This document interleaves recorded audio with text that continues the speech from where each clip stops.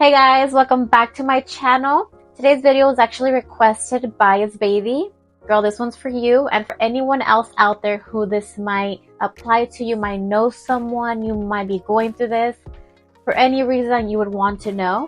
So this is very interesting. Years ago, I posted a video talking about my thyroid cancer story, and I wanted to put it out there to teach someone because I know when I first was diagnosed, I had all these crazy emotions and I went diving deep for information, what to do, what to expect. And so this one's for you guys, for anyone out there that is going through the same thing, like I said. So this is my thyroid cancer story. We're going to start off with the basics because like if there's anyone out there like myself or my husband that does not know what a thyroid is or its function, I'll give you a little brief overview of what a thyroid is or what a thyroid is responsible for. So a thyroid is this little gland that you have in your neck. It's a little butterfly-shaped gland, and it wraps around your trachea. And it is in the center of your body because it is very, very important. It is so important for so many crucial things in your body, and it excretes hormones. So for different types of things. The effects of your thyroid hormone. It is responsible for brain function, for eye function, for your lungs, your liver, your reproductive system, your heart, your digestive system, and your musculoskeletal system. So, okay, now that we quickly covered what the thyroid is responsible for, which is literally almost every part of your body, now we can get into the story of how I was diagnosed with thyroid cancer at 23 years old. So I went to the doctor one day to get a normal physical that I needed for work. And this day there was a doctor that normally does not work there, but she's really good. And she gave me your normal physical, check my weight, check my temperature, the basics, your basic vitals. But she noticed when she palpated my neck, because it's something you do in your physical, they will palpate your neck to see if they feel distension or growth of a thyroid. It's called a goiter. Whenever your thyroid glands are enlarged, you can tell or you can feel it. But in my case, I personally could not tell. Although she could because she was a professional and, they see it a lot more often than I did. But I did not notice. I guess I always felt like I had a fat neck, but I never noticed like a ball or anything in there. So she palpated it and she was like, okay, I'm a little concerned. It feels like you have an enlarged thyroid. So I'm going to send you out to get, first it was an ultrasound. So she sent me out to get an ultrasound and came back saying that there was a growth. So they measured the growth and it was quite a big size. From there, they scheduled me out to a special hospital, which right here for us is Stanford. I'm sure a lot of you have heard of Stanford, the university. That's where they sent me out to. So I went to Stanford and I got an MRI scan. And from the MRI, they put me into the machine and they're able to see more than you're able to see with an ultrasound. And they did see the growth. They measured everything and they saw exactly where it was at. And they took notes of that. And from then, they sent me on to get a biopsy. The biopsy was done at Stanford as well. And with the biopsy, pretty much what they do, they take a very long, large needle and they find the exact spot. For me, it was kind of hidden in my collarbone, so I would have to go like this and they were able to find it in there. You can tell it was like here, it's crazy. They had to biopsy in there. And with the long, long needle, they're doing like little stabs, little tiny stabs, just boom, boom, boom, boom, boom, to make sure they grab a little bit of that cell, a little bit of that skin and get suction in the needle so they can biopsy that piece. The biopsy was quite painful because they didn't numb me or anything like that. And since they couldn't find it, they also were following it along with an ultrasound machine. So they had an assistant put in the ultrasound while they're biopsying that area. And like I said, it was a little painful, but you kind of just, suck it up. And my results came back quite fast. I would say within a week, they had the results and the results came back positive for cancer. So they measured like how much of the cancer cell is there and it came out positive. And since it was quite a big size, they want to do surgery right away. So my surgery was scheduled within that month. I would say it was pretty quick. And my surgery was scheduled as well right there in Stanford with one of their specialists for that. She's an endocrinologist or specializes in this part of the body, the nose, ear, throat specialist. So I really love my doctor. She was great. And so pretty much you prepare for surgery is kind of how you prepare for any surgery. No eating the night before, at least 12 hours before, just liquids. There wasn't much prep that I can remember for the surgery itself. And the day of they put me to sleep, it was a full body anesthesia. They put the trach in me. that was quite painful. When you come out, your throat is kind of sore from having that in. And I mean, I don't remember much about it because it was in 2017, so 7 years ago, so I don't remember a lot about it. All I know that it was quite painful coming out of it, and I do have pictures of the incision that will post up here so you can see it went all the way from one end to the other. That was the incision, and the recovery wasn't too bad. It was just a getting up. I felt like a lot of pressure on my neck, and they took out quite a big mass out of my throat. So she said it was one of the larger ones. It was my full thyroid, because you can get partial thyroidectomy, so just half of your thyroid or a piece of your thyroid removed. It depends where the cancer is. And since mine was more on the edges, I had to take the full thing out just in case it would spread. Let's say you have cancer, right, this is your thyroid, right, or this. You have cancer right in the middle, they might not have to take it all out, so it just really depends where it's at. They also removed some of my lymph nodes just in case it were to spread. So it was, like I said, quite a big one. Right after my thyroidectomy, I want to say it was a week or two of recovery, of not being able to lift heavy or do anything too crazy. The drains were pulled out the same day. I got stitches that dissolved right in. I didn't have to get stitches removed. But my incision did not look good. It was, how did my doctor describe it? She described it as a railroad tracks. It was just like lumpy, bumpy. It was not cute. It did not feel good. It looked like it was going to form a keloid, which is a bumpy layer of your skin. So that was that. So she did tell me she did not like how the incision came out. She did want to do revision of my incision. So we waited because I told her, like, okay, I'm still recovering. I'm not in, like, it's fine, that I have my incision looking ugly.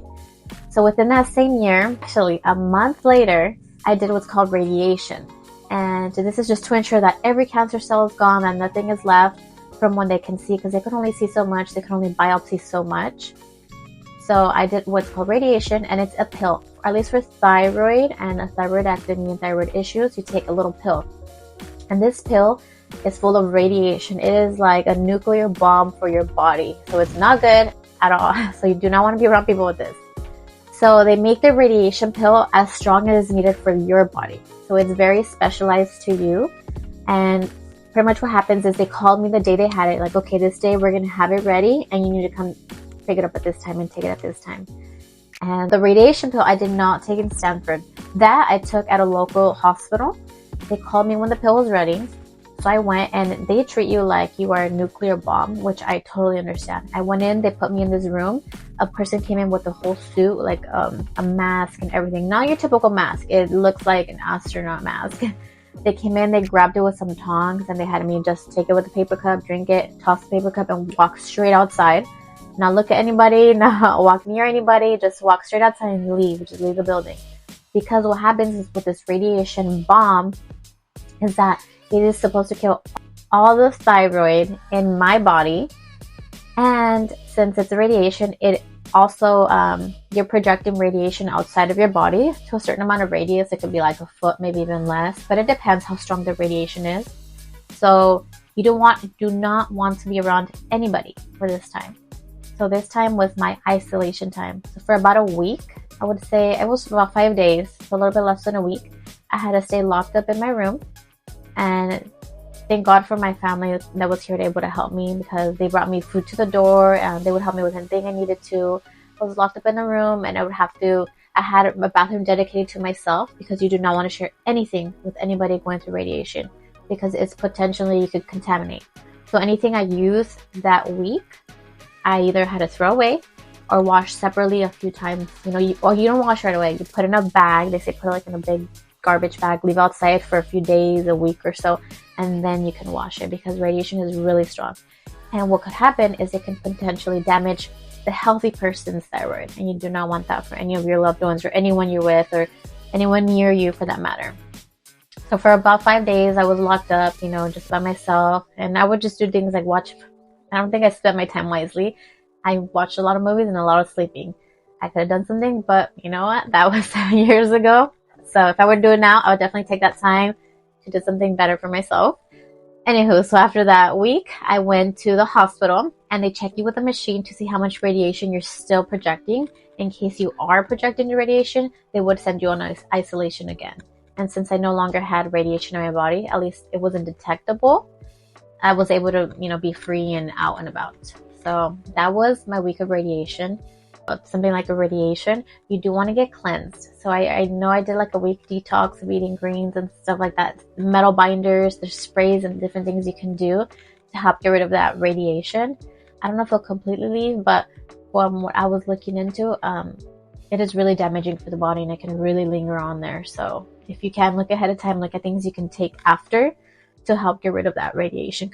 So I had to learn to adjust to a new lifestyle, and that lifestyle meant taking a pill for the rest of my life. Until this day, it is something I struggle with at times. You have to develop something that's going to help you remember, because levothyroxine has to be taken first thing in the morning on an empty stomach. So what I do now, I take out a little pill. These things are tiny, so at least they're easy to take. I take out a little pill. That's what they look like. They are tiny, tiny. And I leave it out on my nightstand.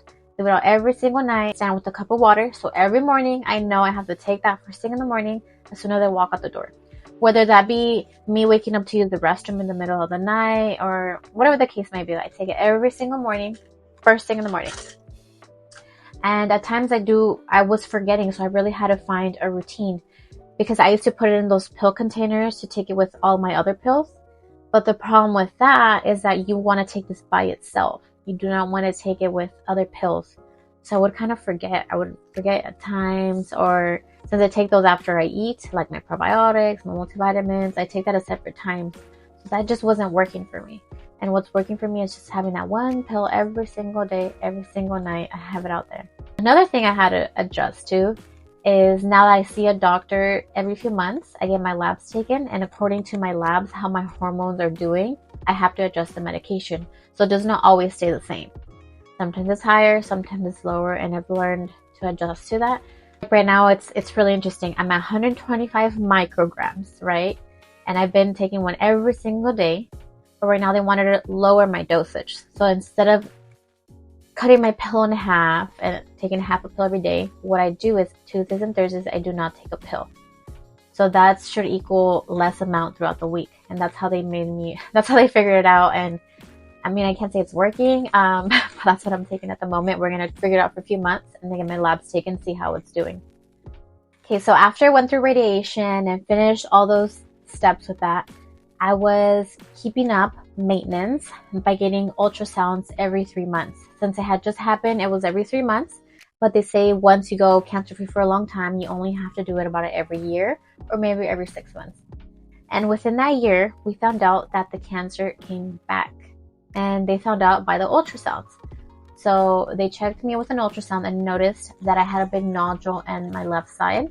And they were like, okay, we're going to monitor it to see if it grows. And within 2-3 months, it did grow. It didn't grow an excessive amount, but it grew. So they were concerned. They biopsied it and it came back cancerous. Crazy, right? So I had surgery the second time. And that second surgery was with the same doctor, was in the same hospital in Stanford, and it was the same procedure. So this time around, I wasn't scared. I already knew what to expect. Everything went great.